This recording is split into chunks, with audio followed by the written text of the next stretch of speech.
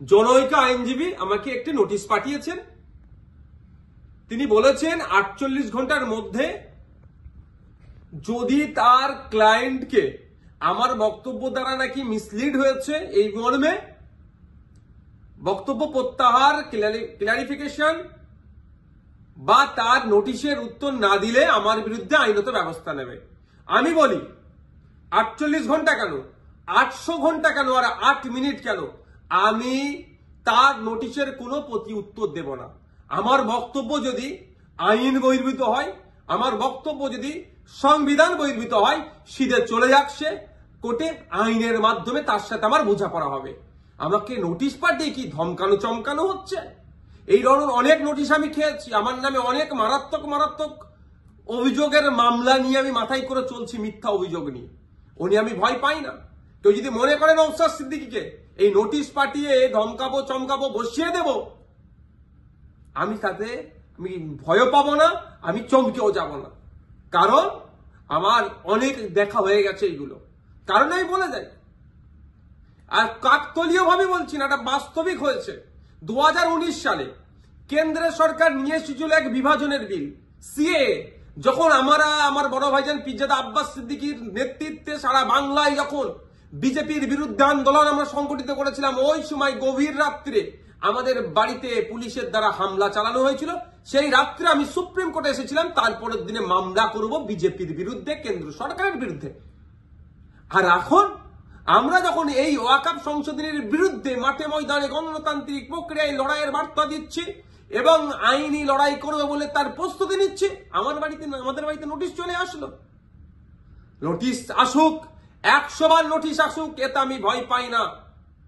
কিন্তু এটুকু আমি বাংলার মানুষকে জানিয়ে রাখতে চাই যে যারা প্রতিনিয়ত মুসলিমদের বিরুদ্ধে কথা বলছে, মাদ্রাসা নিয়ে কথা বলছে, মসজিদ নিয়ে কথা বলছে, কোরআন শরীফ নিয়ে কথা বলছে, তাদের বিরুদ্ধে নোটিশ যাচ্ছে না কেন, তাদের বিরুদ্ধে আইনত ব্যবস্থা গ্রহণ করছে না কেন? এরা তৃণমূলের মুসলিম বিধায়কদেরকে বিধানসভা থেকে চাংতলা করে রাস্তায় ফেলে দেবো বললেও তাদের বিরুদ্ধে আইনত ব্যবস্থা গ্রহণ করছে না, নোটিশ পাঠাচ্ছে না। আর নওশাদ সিদ্দিকীর কাছে নোটিশ পাঠিয়ে দিচ্ছে। ঠিক আছে, আইনি লড়াই আমি লড়ে নেব। আমার আইনের যারা বিশেষজ্ঞ আছে, সম্মানীয় বিকাশ রঞ্জন ভট্টাচার্য স্যার এবং সম্মানীয় শামীম দ্বারা কথা বলেছি, তারা আমাকে বলেছে তো আপনার কাজ হচ্ছে রাজনৈতিক লড়াই লড়ে যাওয়া, বাকি আইনি দিকটা আমরা বুঝে নেব। সুতরাং আইনি লড়াই কোর্টে আমিও বুঝে নেব। কিন্তু আমার প্রশ্ন, যারা প্রতিনিয়ত মুসলিম সম্প্রদায়কে, মাদ্রাসা মসজিদকে আক্রমণ করছে, বিষ উগলাচ্ছে, তাদের বক্তব্যতে হিন্দু মুসলমানের মধ্যে যে সম্প্রীতি, যে ঐক্য বাংলায় বিনষ্ট হতে পারে, তাদের বিরুদ্ধে কটা নোটিশ করা হয়েছে, তাদের কজনের বিরুদ্ধে আইনত ব্যবস্থা গ্রহণ করা হয়েছে, বাংলার মানুষ একটা জানবেন, আমিও জানতে চাইছি। শুধু তাই নয়, আমাদের রাজ্য সরকারের যিনি প্রধান মমতা ব্যানার্জি মহাশয়াকে একটা বক্তব্য শুনেছিলাম, কি জঙ্গি যোগ না কি বলে দেখে দিয়েছিল, তখনও চুপ করেছিল। আর নওশাদ সিদ্দিকীর বিরুদ্ধে নোটিশ, ওই নোটিশ পাঠিয়ে আমাকে কেউ ভয় পাওয়াতে পারবে না। বিজেপির এই ওয়াকফ আন্দোলনের বিরুদ্ধে, সংশোধনী যে নিয়ে এসেছে ওয়াকফ, এর বিরুদ্ধে আন্দোলন জারি থাকবে।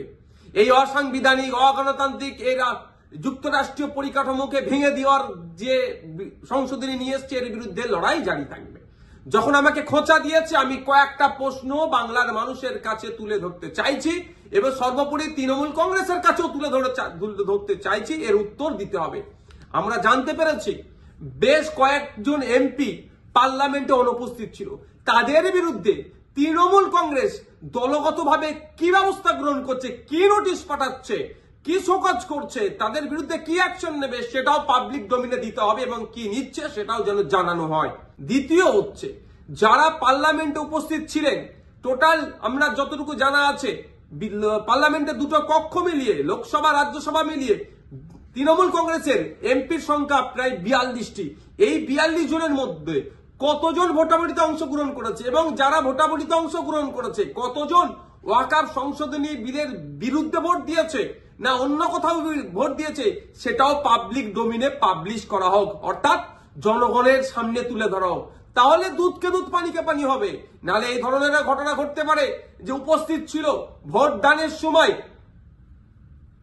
এই ওয়াকফ সংশোধনীর পক্ষে, বিরুদ্ধে না ভোট দিয়ে বিজেপিকে সুবিধা করার জন্য তাদের পক্ষে ভোট দিতেও পারে, বিশ্বাস নেই এদেরকে আমার। তাই এই ডেটাটা পাবলিক ডোমিনে দেওয়া হোক। আর 3 নম্বর যেটা, যে 2021 সালে এমএলএ বিধানসভা নির্বাচনের সময় বলেছিল বিজেপিকে আটকাতে হবে, ভোটটা আমাদের দিন তৃণমূল কংগ্রেস। যারা আজকের দিনে এমএলএ তারা বক্তব্য দিতে গিয়ে বলেছিল যে বিজেপির বিরুদ্ধে লড়াই করতে গেলে ওনাকে জিতাতে হবে, ওনাকে জিতিয়েছেন। এখন লড়াই করবে না বিজেপির বিরুদ্ধে, না ঘরে ঢুকে চুপ করে বসে থাকবে? লড়াইটা কেমন ভাবে হবে? গণতান্ত্রিক প্রক্রিয়ায় মাঠে ময়দানে নেবে আন্দোলন সংগঠিত করতে হবে, আর একটা গণতান্ত্রিক প্রক্রিয়ায় আইনের সহযোগিতা নিতে হবে। এই যে বিজেপি ওয়াকফ সংশোধনী বিল নিয়ে এসেছে, এটাকে প্রত্যাহার করার দুটো রাস্তা। একটা হচ্ছে জনগণের চাপ সৃষ্টি করে, যেটা সংখ্যালঘুদের উপরে যে দমনপীড়ন হচ্ছে, ভারতবর্ষের পশ্চিম বাংলায় সংখ্যাগুরু মানুষদেরকে দায়িত্ব নিতে হবে। এই সংখ্যালঘুদের উপরে যে দমনপীড়ন নেমে আসছে সেটাকে প্রোটেক্ট কিভাবে করবে, অর্থাৎ মাঠে ময়দানে সংখ্যালঘু থেকে শুরু করে সংখ্যাগুরুরা মিলে আন্দোলন সংগঠিত করবে, জনপ্রতিনিধিদেরকে সামনে রেখে সাথে নিয়ে একটা দিক। আর একটা হচ্ছে সুপ্রিম কোর্টের দ্বারস্থ হয়ে আইনের মাধ্যমে এই যে নতুন আইন তৈরি করতে চলেছে, এই আইনটাকে রদ করা। এখন আমার বলার বিষয়, পশ্চিমবাংলায় 200-র অধিক তৃণমূল কংগ্রেসের বিধায়ক আছে। সেই সমস্ত বিধায়কদেরকে প্রত্যেকজন যাতে একটা করে মামলা করে তার জন্য প্রস্তুতি নিতে হবে। এবার আমি এটা তৃণমূল কংগ্রেসের সুপ্রিমোকে বলছি, তৃণমূল কংগ্রেসের দলকে বলছি এবং সাধারণ ভোটারদেরকে বলছি। ভোটের সময় কিন্তু এই সমস্ত এমএলএ গুলো প্রার্থী ছিল, তারা বলেছিল বিজেপির বিরুদ্ধে লড়াই করবে। আজকে বিজেপির বিরুদ্ধে লড়াই দেখানোর জায়গা হচ্ছে মামলা করতে হবে।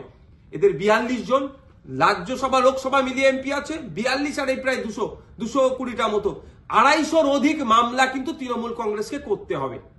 তার পয়েন্ট অনুযায়ী আমি বলে দিচ্ছি, এইটা চাপ তৈরি করতে হবে। আমি নওশাদ সিদ্দিকী একা যদি আমি একাধিক মামলার দায়িত্ব নিতে পারি, হাজার হাজার মামলা হবে ওয়াকফ সংশোধনী বিলের বিরুদ্ধে, সেটা আমি ভালো করে জানি, বিজেপিও জানে, তৃণমূল কংগ্রেসও জানে, আমি পাবলিকও জানে। কিন্তু তৃণমূল কংগ্রেস কটা মামলা করছে, না মামলা না করে বিজেপিকে জায়গা করে দিচ্ছে, সেটাও পাবলিককে দেখতে হবে। ভোটার যারা ভোট দিয়েছিলেন 2021 সালে, যারা ভোট দেননি তৃণমূল কংগ্রেসকেও, কিন্তু আপনার জনপ্রতিনিধি যারা এলাকায় আছে তাদের কাছে তুলুন আওয়াজ যে আপনাদেরকে মামলা করতে হবে। মালদা থেকে কংগ্রেসের একজন এমপি আছেন, তাকেও আমি অনুরোধ করছি আপনিও সুপ্রিম কোর্টে চলেন, গিয়ে মামলা করবেন। এখন দেখার বিষয় তৃণমূল কংগ্রেসের কতজন এমএলএ কতজন এমপি মামলা করছে এবং আমরা ভোটাররা কতজনকে মামলা করাতে পারছি প্রেসার বিল্ড আপ করে, সেটাই এখন দেখার বিষয়।